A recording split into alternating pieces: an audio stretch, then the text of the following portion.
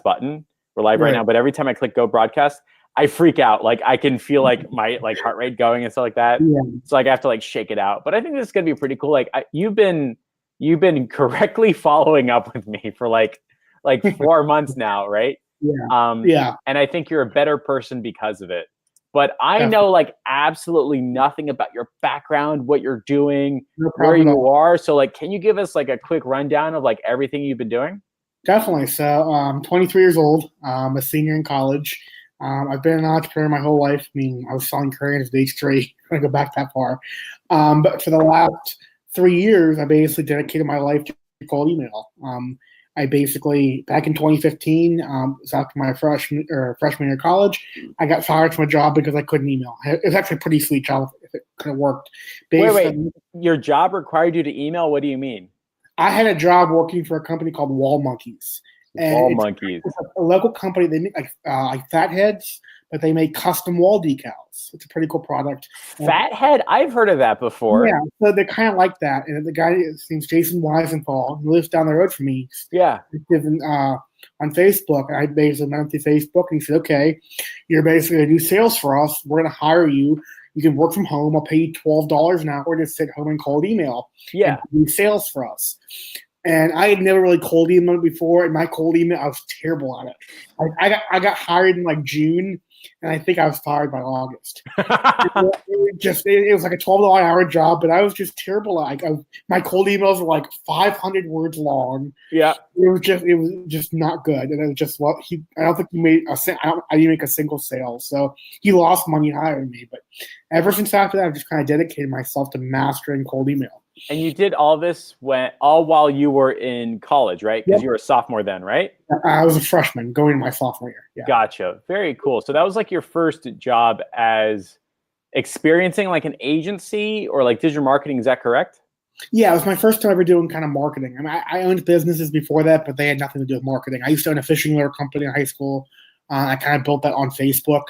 But no, that was my first time like cold emailing and doing that kind of marketing. Gotcha. And so what did you discover while doing cold emailing? Well, first you discovered what didn't work, right? So like what were those like ain't gonna work style emails? Because I'm on the receiving end of some of these emails, Right. and they're usually like, please revert. And I'm like, immediately, that ain't gonna work, right? No reverting allowed. But then they end up being this like huge essays, and I'm like, I don't care. So is that what you were doing? Mine were huge essays. It was just I basically copy and pasted stuff off the company's website. I kind of added the greeting and copied and pasted a couple blocks of text off the company's website, and then kind of signed it, and something like that. And it didn't work, and it didn't get any response. I think I got a couple of responses, but it just didn't work well. But my kind of experience after that, where I kind of got the hang of it, was I had a friend I met through a Facebook group, and she makes like premium fudge in a jar. So she basically sounds like Etsy, but she packages her. Is their website like fudgeinajar.com? Is that? Yeah, something like that. It's like Julie's Fudgies. And so I was helping her. She said, I want to get in the stores. I want to get this out there. Her fudge in a jar. Yeah. And it's actually a pretty good product. I tried it. My family liked it. But so I tried to help her. I was selling it to restaurants, hotels, resorts, all these different places. And that's kind of where I figured out what worked, because I figured out that these places wouldn't want to buy her fudge if they already made the desserts in-house. Yeah. That's kind of where my strategy started forming. My first email was, hi, do you make your desserts in-house? If they replied back, yes, we make our desserts in-house, I wouldn't pitch them. Okay, that's interesting. Then I would pitch them. And that's kind of how it worked. And that's kind of where my strategy started from there. And at the same time, my mentor, his name's David Klein. I'm still really good friends with him. He started Jelly Belly Jelly Beans. And he was starting back in... Wait. Dan Klein? David Klein.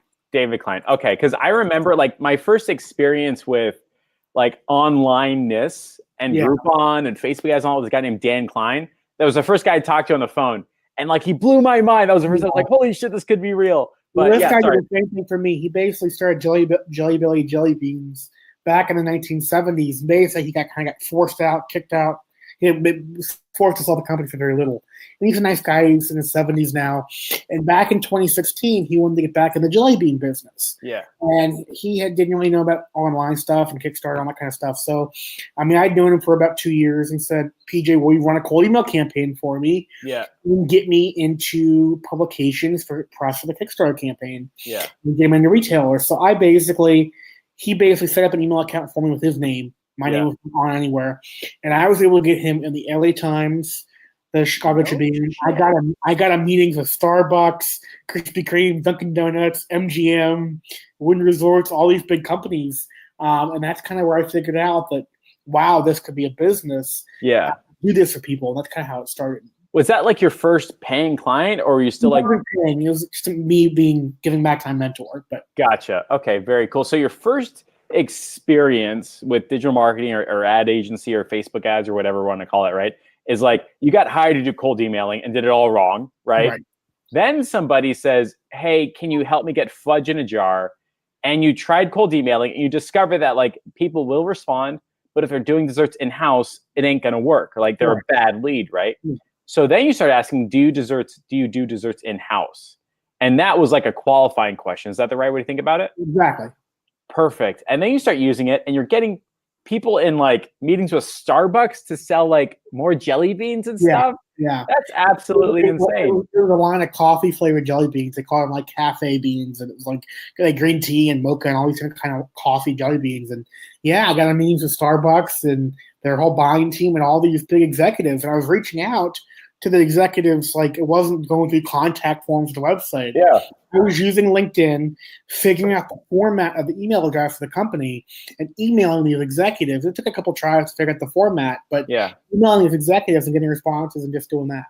That's so cool. So it's like, so now this has turned into a real business that you can run all while being in college, right? Exactly.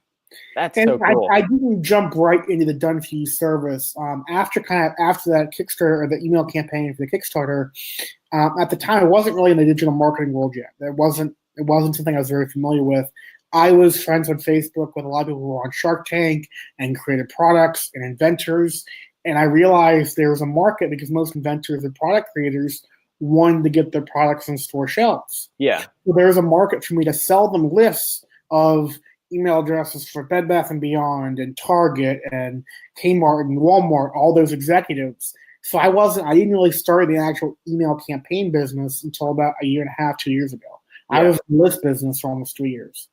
That's crazy. So I realized that, sorry to interrupt, I realized once I started working with digital agencies that they had no clue how to cold email. Once I started selling list agencies, I saw them a list, say 1,500 emails for $500.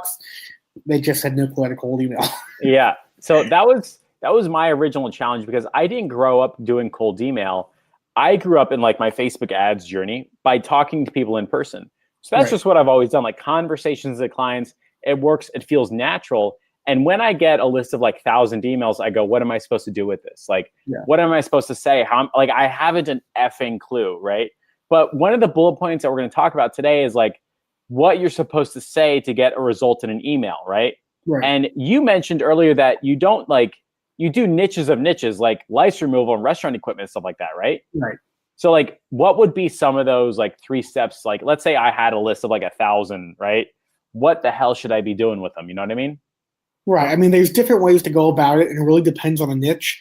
The more competitive niche, I know a lot of agency owners love roofers and chiropractors and all that, and dentists. And I mean, I really try to stay away from those just because they're so popular. But the technique you use and the approach you use really depends on the niche. Yeah. My kind of guideline is the more often a person is being, or a business owner is being pitched by agencies, like a really popular niche, the more kind of crafty or subtle you have to be. Gotcha. And that's when I'll use, like I call it the 2-prong method, where I use the question and then the reply is the pitch. Oh, interesting. So that'll be for a more competitive niche. But if it's a weird niche like lice removal or even something just like asphalt paving or something like that, for most of our niches, I'll just go straight in, just a 3-sentence email, get them on the phone, get them interested. So let's say that I am going after a super competitive niche that everybody loves, like chiropractors, gyms, and dentists. Right. Everybody loves those, right? I mean, there's $1 billion if you look at gyms and versus like bike shops, but whatever, fine, right? We're talking about gyms, dentists, and chiropractors. So, So the goal is there. You want to ask a question, but you don't want to ask them. I've seen some marketers teach like, can you handle 20 more leads a month? yeah. And that's kind of the wrong way to go about it. I'm on the admin account to my client's business manager. I see those 2-3 times a week. Can you handle 20 more patients? So I just mess with them. I go, no. Yeah. They're like, what? No. Yeah. You want to figure out how to qualify them to work with you. You want to look at your best clients and see what trades. I mean, you can look at their business or what services they offer, and you want to kind of build qualifying questions. Yeah. You don't want to ask, can you handle more patients, or do you offer this service? Because you don't want to bait and switch. Those questions kind of seem like that. The whole goal is not to bait and switch. Yeah. People think that. The goal is to qualify. Interesting. So, for example, when I'm working with a client right now who's pitching gyms, and he kind of has a little bit more different solution. He basically helps gyms all the missed appointments they get. So if a marketer is generating leads for them, a lot of leads don't show up. Yep, happens normal. Yep. He has the software he uses for that. So the first question I asked in email was, "Hi, do you have a problem with your sales or membership sales meeting appointment or appointments not showing up?" Yeah, that was the first email. They respond back to that, yes, the problem. Then I'll go on to the pitch and get them on a call. So what would that pitch look like? So let me take a step back. So I'm a gym. I'm getting, can you handle 30 more gym appointments today? It's like, no, it's blah, blah, blah. Not that it's right or wrong, but you just kind of get numb and immune to that, right? You don't have the attention or the interest or whatever. And all of a sudden, I'm getting an email from you that says, do you have a problem with your, what is it again? Like sales meetings not showing up. Do you have a problem with your sales appointments not showing up, right? Something like that, like your appointments not showing up. Right. And I reply, yes.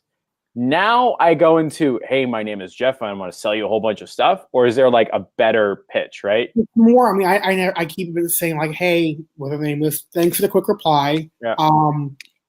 I asked if you have this problem because I can help you solve it. Yeah. What kind of put a sentence to do about the solution? And then would you be interested in a solution for this problem? When do you have time for a call tomorrow or this week? Gotcha. And all of a sudden, people are saying yes because you've prompted that you have a problem. It's not bait and switchy. Right. And because they have a problem, you kind of have the keys to their wallet. So like if the gym has and you get them in the frame of mind for that problem. Yeah. Interesting. And now I'm not pitching digital marketing or Facebook ads. I'm pitching a solution to their problem. And if you've ever been on the phone with me in like the conversation to clients process, what's your problem? Here's how I would solve it. How would you like to work together? Right. So do you recommend like ad agencies take a similar process to that? Or is it like that's the same type of idea? It's like, it's on the phone, talk about your problem. Here's how I would solve it. How do you want to work together? Exactly. Right? Focus on the problem. Don't just focus on, you can, for some niches, you can come straight and say, hi, I would like to run an ad campaign for you to bring you new clients. Yeah. For lice removal, that's all I had to say, and I got results. That's crazy. But for those more competitive niches, everyone is pitching marketing, and you kind of have to be more creative. Gotcha. So if you feel like your future client or industry niche that you're going over is getting hit a whole bunch, you just got to up your game. If they ain't getting hit a whole bunch, you can just go with the generic, can you handle 15 more cases or something like that, right? So how do you find a list of people that have a lice removal service, I guess? Right. Like there's a scalable way to do it. There's an unscalable way to do it. Both work well. Yeah. My kind of, not say it used to be a secret, I didn't used to tell anyone about it, but is Instagram. Instagram is a great way. I think I've posted in the group about it before. You can connect your email account to your iPhone if you have an iPhone or Android. Yeah. And Instagram about 2 years ago rolled out a feature where businesses could create profiles on Instagram. Yeah. So meaning they could add their email address, their phone number, all that kind of stuff. If I'm targeting lice removal, all I have to do to go to Instagram, type in hashtag lice removal or lice removal service. You're going to find all these lice removal services, and a lot of them have their email address on their profile. That's so funny. Yeah. And all you need to do is just, once you connect the email account to your phone, you just have the copy typed up on your phone and just copy and paste it. Yeah. And I can send out, I have a team that does it for me now. I just hired 40 manual senders to do this. But I can send out 100 emails an hour just doing that. Wait. So all you're really doing is looking up hashtags on Instagram with that chosen niche. Yeah. And then finding their email and then sending it just like that. And it's not very scalable, but in today's world, Google has all kinds of updates. Sending softwares like Mailshake and Woodpecker are not as reliable as they used to be. When I first started 3 years ago, they were great. I could add 5,000 emails to Woodpecker, send and run it for 10 days, no problem at all. Yeah. That's not possible anymore. You can't really scale with sending software just because Google's adding more technology to it, and they're flagging it, and they're a lot more restrictive. And Google knows they aren't stupid. They know you're using a sending software. Yeah. They can tell, and they're going to throttle you and restrict it. Interesting. Versus sending manually, where I can create a brand new domain, register it. I use like Google Domains, and I can send 500 emails a day the first day. And so when you say manual, that means you're copying and pasting, typing all that stuff, right? Yeah, just copy and pasting and typing. Just the same subject line question. That's the only subject line I use, and just copy and paste and hit send. And Google must be checking to see how fast you're typing, or if you're using like Woodpecker, like they have to know. With right? Woodpecker, for sure. Manually, it's a little different. Manually, I can send, if I send 50 emails an hour, 100 emails an hour, they have no problem. Yeah. But with Woodpecker, I can only send maybe 10 to 15, 20 emails an hour, and then they'll start to kind of block you. Gotcha. And is that, when you say like a manual process, like you've hired someone to do that, or you're doing it yourself, or anybody can like pick and choose, right? I do it myself, but I'm also, I have 50 clients right now, so yeah. I can't do 50 clients manually every day, so I'm building a team for that. But yeah. That's so interesting. So let's say that I, a Facebook ad agency, find a case study or ads at work for lice removal. Then right. I can go on Instagram, hashtag lice removal, go to all those profiles, find their email, manually copy and paste, right? Yeah. And if it's a non-competitive niche, like lice removal versus say like CrossFit right. gyms, the chances of responses are much higher, right? Definitely. And so when you can come straight out, for something like that, my standard copy is high. Would you be open if someone running an ad campaign to send you people in your area who have likes? Something like that. Interesting. And so, all right, so they say yes, let's talk. We give them the schedule form. We're on the phone. And it's a similar pitching process of like, let's talk about your problems. Here's a program that solves it. How would you like to work together, right? Exactly. That's so cool. And you're rolling this. Well, I guess really my question is like, anybody can do this. Are there reasons why people aren't doing it? Like they're doing it wrong, so they don't get a result, so they stop. It just seems to be like totally possible, right? Most people I figured out most people don't either have the time for cold email or they just hate it. Gotcha. People hate cold email no matter like if they get results with it or not. They just, I don't know. When I first started in the digital agency world, cold email was so much more hated than it was now. I would get attacked constantly, and you're going to jail for cold email, or you're a spammer. And in the last year or two, I've realized the kind of reputation around cold email, at least in the agency world, has changed. Yeah, people are a lot more receptive to it than they were a year or 2 years ago. Very cool. And so you said you have about like 50 or so clients right now, and yep. Are those clients are they half on a sending service, half manual? Are you seeing this transition that now that like Google's picking up all these changes? Yeah, I can't. Manual sending software just aren't reliable because we have to send consistently. And it's just, for something like Mailshake, it would take us a week to send out 1,000 emails when we need to be sending out 500 a day. And Woodpecker, they just manually, for some reason, I know it's manual, it's not scalable, but it's for some reason works the best. Is the problem with Woodpecker, or is the problem solved with like companies like Postfix at like Linux servers, or is like Google just picking up all this stuff and then like putting a hard line in the sand? I don't remember right now off the top of my head, but around February of this year, Google started. It was a big publicity thing that they're blocking 100 million messages a day to your spam folder. I don't remember the name of the software off the top of my head, but there's a new software company they're working with. I think it's called TensorFlow. Yeah. Name. They're starting to work with them, and right around January or February, where they start implementing that, that's what it was. Just stopped working. Interesting. And so, what about DMing them directly from Instagram? Is that limited? Is that possible? How does that work? Not something I've ever done before, to be honest. Gotcha. Okay.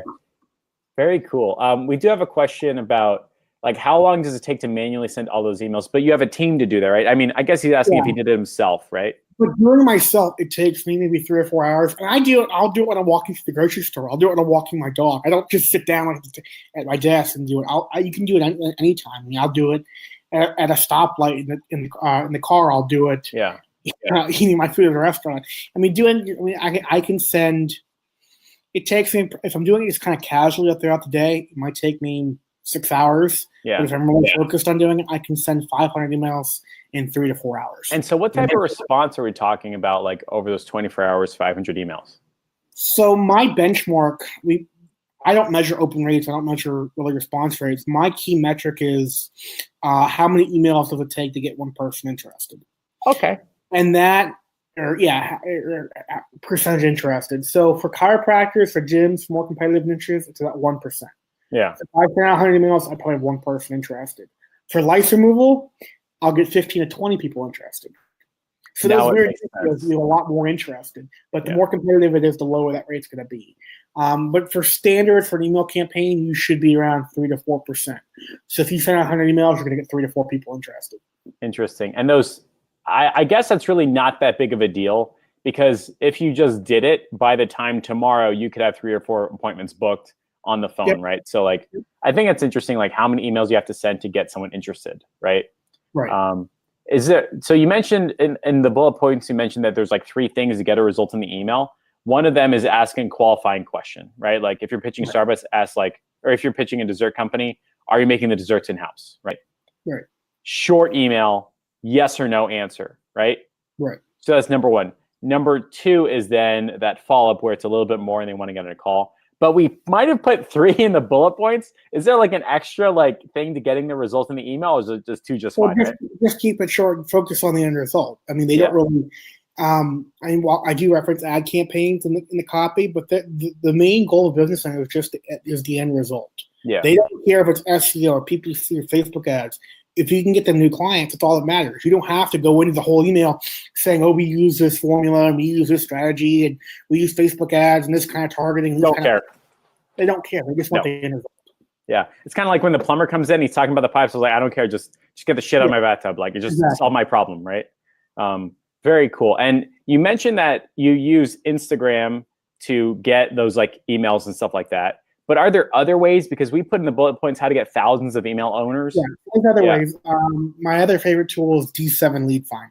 Mm-hmm. And it's a pretty cool site. It didn't use to come undiscovered when I first started. I actually discovered D7 Lead Finder back in the Fudge campaign. So nice.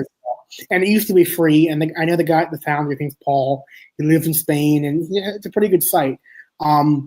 It used to be free, and it used to be really fast. The whole Cambridge Analytica thing kind of, I don't know exactly how it affected that, but he no longer got his data for free, so he had to start paying for it. Yeah. And he had to kind of throttle the speeds, but it's still a great site. I mean, I can copy and paste, say all 50 states, and come back in a half hour and have email addresses for every business in those states. And it's usually around 3,000 to 4,000 email addresses per search. Gotcha. So you go on something like a D7 Lead Finder, right? Are there like other alternatives to D7 Lead Finder? That's the only one I really use. I don't even use that much anymore because I use Instagram. But Hunter.io is good as well. Yeah. It's not as good for smaller companies, but if it's a larger, more established company with a domain and a web presence, it works better.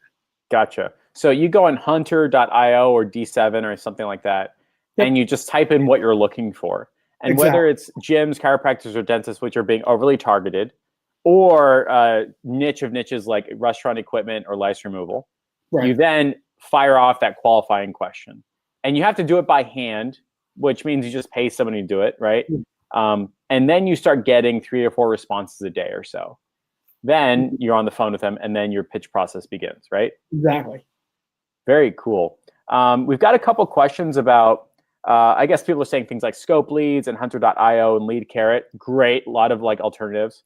But Geo has an interesting question, which is like, have you ever used anything other than G Suite to send emails like SendGrid, Mailgun, Postmark, or is that in the same category as like what we mentioned earlier?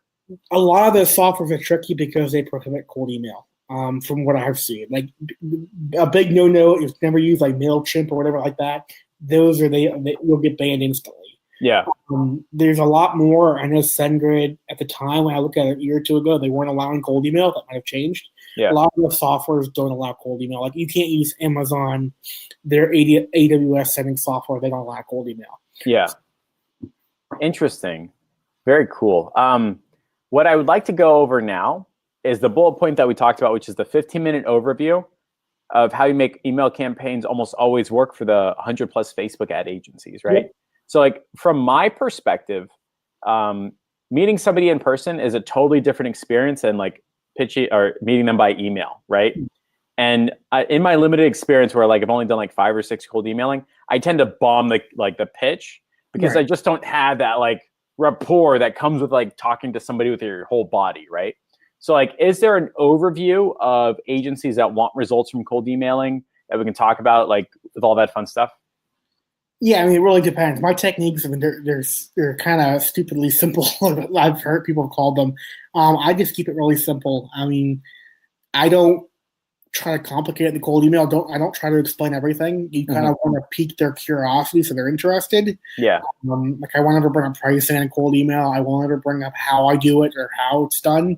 I always just focus on the end result. Like I said earlier.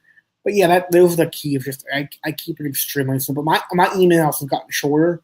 Yeah. The longer I do this, and my cold email techniques are constantly evolving. I no longer use the question and answer format for my clients because when you have 50 agency clients, you're going to get a couple hundred replies per client when you're using the question and answer method. Yeah. I've kind of had to change my copy to scale as I have more clients. Interesting. Yeah. So like, if somebody said, "Hey, PJ, cold emailing sounds awesome, and I don't want to do it," let's say you set up, are they getting replies to their inbox, or do they go through, like, how are they on the receiving end of a successful cold email campaign, I guess, right? So yeah, we use G Suite for everything. Google Domains, we can register a domain for $12. Yeah. And G Suite is $6 a month. So we just register a new domain for every campaign. Usually I'll just take the niche stuff I'm targeting, like Autoglass. I'll register autoglassprofits.com, plumberprofits.com, and then we just hook it up and do that. Gotcha. So you'll set up like autoglassprofits.com. Somebody's probably registering that right now, right? Yeah. And then right, perfect, right? Then they'll go on to Instagram, search for Autoglass. Right. Now they've got the emails, and then they're just manually sending an email to all these people. So that's just 3 easy steps. So everybody watching this can start generating client opportunities instantly. You can generate calls and appointments quicker using Instagram than you can just a sending software, which is why I like it. Yeah. Interesting. And you're sending them by DM, or you're collecting the email off of Instagram and then you can just hit the email button on the profile and just it'll automatically open your mail app on your phone. Type in the subject line question, copy and paste, boom. Takes a minute. That's absolutely fantastic. That seems simple and easy. Like there's no excuse. That's awesome. someone had a question about like warming up an email server. What does that mean, right? Warming up a domain?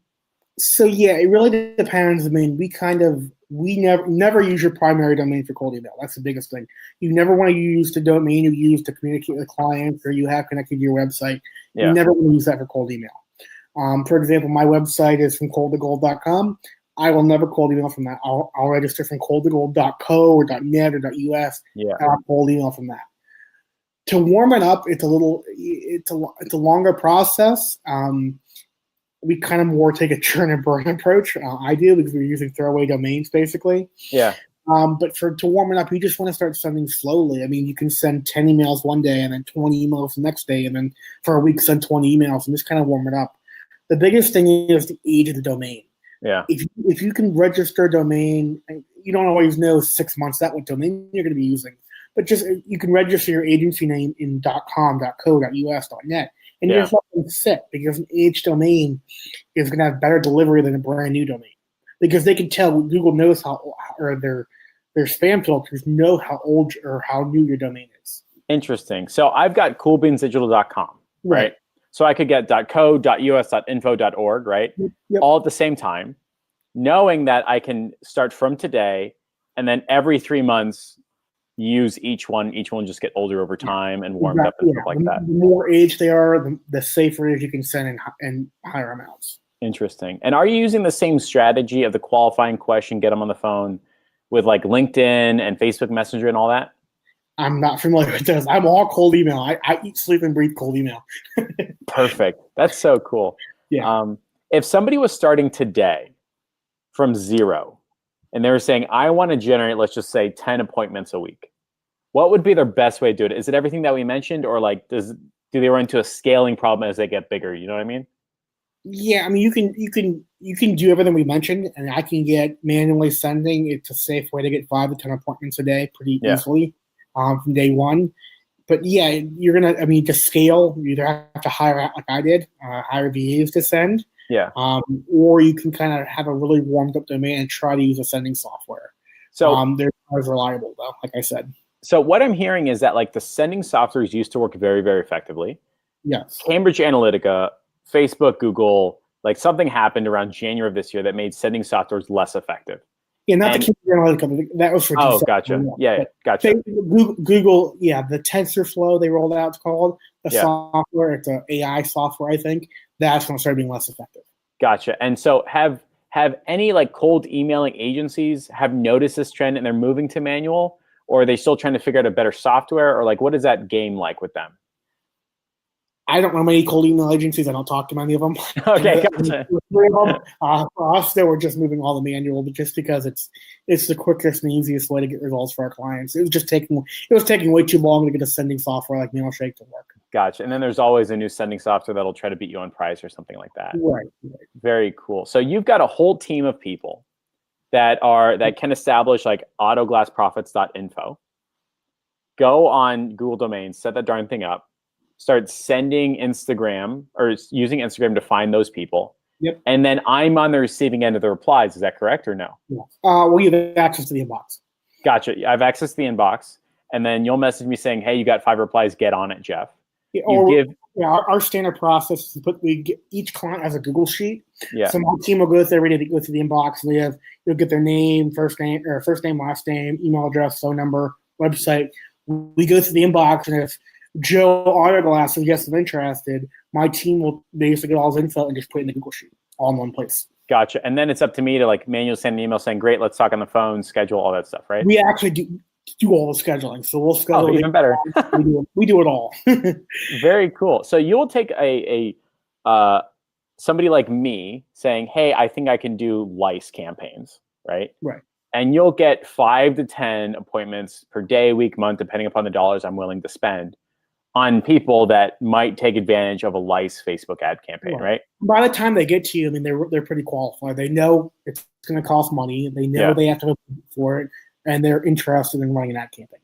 Do you mention the dollars that it would cost? No. Don't mention the dollars. I do ask though, because I like I said, my copy has changed. At one point, my copy was, "Hi, I can bring you people who have a broken windshield. When do you have time for a call this week?" Yeah. And that was kind of early on, and I found they just weren't qualified. So they kind of took it a step further and said, "Hi, I'd like to run an ad campaign to send you people who have a broken windshield and want it fixed." Yeah. And that kind of the next evolution was a lineup budget. Do you have the budget you can use for an ad campaign? Interesting. And so, like, you've always been testing like different scripts and stuff like that. Always changing. Every 3 months, they look completely different than they did 3 months before. So Donald Moore says TensorFlow is a machine learning library. Imagine being cold emailed by AI that learns from responses. Great. So, all right. So screw Hunter.io and screw all that stuff. Screw the email sending softwares. You can't beat machine learning AI. Ain't gonna happen. Right. But this is super interesting. So Geo says, does it matter if you use .info or .xyz or .com? It's all kind of the same when it comes Does not matter. Does not matter. Gotcha. This has been super enlightening. I've always been curious about like how the thought process behind cold emailing, because I know when I have an empty slot on my calendar, that's me losing money, right? So I'm just imagining like there's a different way of getting appointments and getting to drop in there, which is like super interesting. We're kind of coming to the end of the interview. So if anybody has any questions now, drop them in the chat. I know there's a little bit of a delay, so we're going to wait for a bit. But if you've got any specific questions now for PJ, drop them in the chat, and we'll make sure we get to them while we're on live and things like that. As it turns out, Troy mentions that he's used your methods to find real estate clients, which is cool. So let me ask you this, PJ. What the hell do you send to a real estate client? Like, do you want 5 more seller leads every month, or is that a different? No, right? No. You want to kind of focus on like, you could ask, who's your ideal buyer, or what kind of buyers have you worked with in the past? I mean, for real estate, you want to niche down. I've had luck niching down to like bilingual real estate agents. Yeah. And you can kind of go into weird niches like land. There's real estate agents who all they do is sell land. So you can kind of niche down into that as well. But yeah, you want to kind of ask them a qualifying question, like I talked earlier, about like who the perfect client is. Something where you can take that info and then add it to your pitch. So if they only want to work with new home buyers, you can kind of ask question, kind of determines that, and then use that in your pitch. If that makes sense. Very cool. You mentioned that you have between 50 and sometimes up to 100 Facebook ad agencies working with you. How many appointments does the average person or average lead get? Because we put in the Canva like 0 to 1,000 leads a month. I think that's like total for all. So at one time it was total for all my clients. It's a lot higher now, but the goal is we try to generate. We have a 5-deal guarantee, meaning that we guarantee they get at least 5. They close at least 5 deals, and to do that, most agencies have around a 25 to 30% closing rate. Yeah. So our goal is to generate at least 30 book calls a month. That's the goal we work towards. Interesting. So somebody just pays you money, they get booked calls on their calendar, assuming they aren't the worst person in the world, they're probably going to make it work, right? Exactly. And it really depends on sales ability and closing skills. Someone who doesn't have any closing skills or weaker closing skills takes them a lot longer. We've had the agencies that have teams behind them. I know a lot of people don't have a team behind them or closers. Yeah. They, of course, close deals a lot faster. I think the record is like 2.5 to 3 weeks for closing 5 deals, but Bill Somerville's his name. He has a whole team behind him. He did that very quickly. Very, very cool. I think you're open to a couple strategy sessions, right? Like 3 15-minute one-on-ones. Absolutely. Guys, so like PJ, and I know this interview has been rushed because I think it's super impactful and I want to get to the meat of it. And that's what we did in the beginning. So if you think like getting a one-on-one with PJ is going to help you either set up a cold email campaign, find the niche of niche, get more booked appointments, or have a conversation about how you're supposed to do that Instagram thing and all that fun stuff in search form, or even setting up domains. If you want to have a 15-minute conversation with PJ, he's agreed to having 3 people on a call, which I think is super cool. So if you want to chat with him, just do hashtag PJMyFace, and I'll do an intro between you and 3 other people.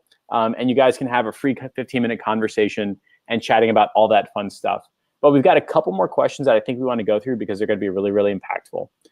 We've got somebody that says, can you clarify how Instagram leads are captured? I think you just send an email from the Instagram account. Is that correct? You just go in the app and you can type in hashtag lice removal. And the other way to find the emails pretty quickly is every industry has an association. There's a chiropractor association, there's a restaurant association, and all those associations have Instagram accounts. Yeah. So if you go on Florida Restaurant Association, I believe they have an Instagram, you look at who's following them and who they're following. It's all going to be restaurants. Perfect. That's another great way to find email addresses. Or even something like for chiropractors, find a company that supplies chiropractors, or there's like chiropractor table companies. Look at them. They're going to be following chiropractors, and chiropractors are going to be following them. Fantastic. George Gallegos, who's based out of Miami, says, what do you suggest about when it comes to headlines, getting open rates, and things like that? I just use question. That's the only subject I use. Just question. Perfect. Yep. That's awesome. Have you ever experienced using these contacts in email sequence? Like somebody signs up and then you put them in an email sequence. Is that like worked at all? You haven't tried that out? I've seen sequences. It's not something I use. I've just seen so many agencies do it so poorly. It's like they send out an email with a sequence, or they sent the first email, and the second email is, "Did you get my last email?" And the email is, "Did you get my last email?" And it's like poking the bear. On the 3rd or 4th email, they're just gonna like go off on you. So I don't use sequences myself. I don't even follow up that much, to be honest. And that's like something that everyone says you should do. I don't, because my email is so simple. They're either going to be interested or not. Gotcha. And so you don't recommend an agency do a sequence with this until after maybe you've talked to them on the phone or something like that? Right. Is there a problem with spam compliance when it comes to this type of stuff? Can spam, everyone's worried about can spam GDPR. The biggest thing with can spam is, as long as you honor after someone says, stop emailing me, as long as you stop emailing them, you're within basically can spam. It's kind of a more simplified version of that. But can spam, from the research I've done and the people I've talked to, was basically passed to make sure if you ask a company to stop emailing you, that they stop emailing you. Gotcha. That's the biggest thing. It's just a courtesy. I mean, it's just being polite. That's interesting. So like the whole like problem with canned spam really isn't that big of a deal. I know everybody freaked out when it comes to like GDPR. Yeah. And what you're saying is that it's really not that big of a deal. It's just kind of like canned spam is they can't. It's not a law that's easily enforced. Someone can't sue you for undercanned spam. It actually has to be taken up with like a state attorney general or the attorney general of the United States. They're the only people who can actually initiate like those type of lawsuits. Gotcha. I can't pronounce his name correctly, says, is it important to use a dedicated email for each industry? For example, leads@medspa.com. Does that matter at all? It doesn't matter. I personally do it, but it doesn't really matter. Gotcha. Very cool. Well, we've got a bunch of people that said PJ my face. I'll just say their names out loud just so it's on the record and people know. And I want Julian Strong, Jerry the Red, and Alex Thompson to look out for a message over the weekend.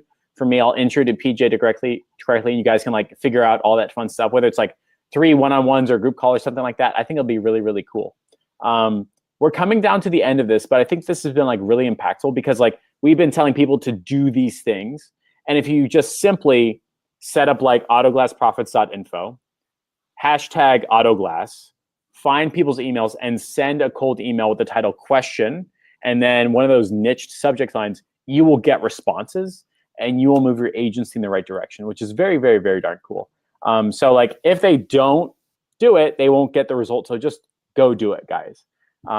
Donald says something like, what about buying and selling email lists? How does that work? Is that kosher? What are your thoughts about that?